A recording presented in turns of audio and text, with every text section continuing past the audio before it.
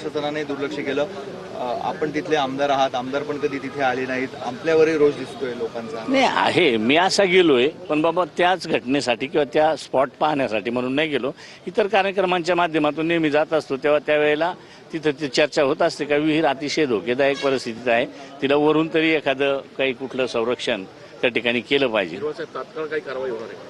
तात्काळ कार्यवाही होईल।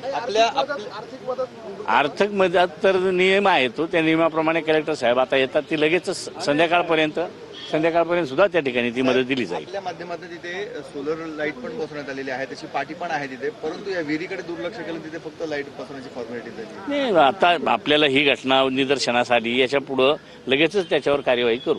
आणि ज्यांनी सिमेंट रस्ता बनवला सर त्याच्यावर सुद्धा कारवाई झाली पाहिजे। चला आलो अरे डायरेक्ट येता येईल स्पॉटवर।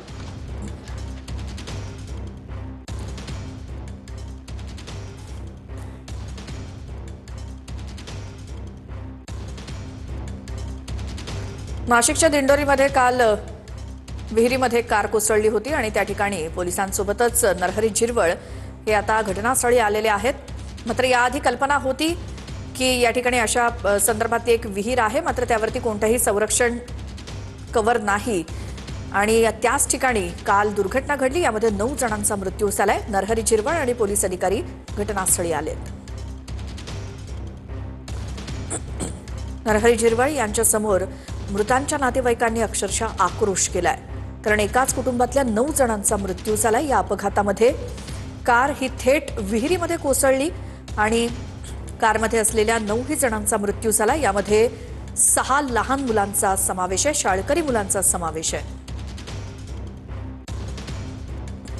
नरहरी झिरवळ हे आता घटनास्थळी निघालेले आहेत, त्यांच्यासोबत पोलीस अधिकारी देखील। विहिरीचा जो मालक आहे त्याच्यावरती सदोष मनुष्यवधाचा गुन्हा देखील दाखल केला जातोय।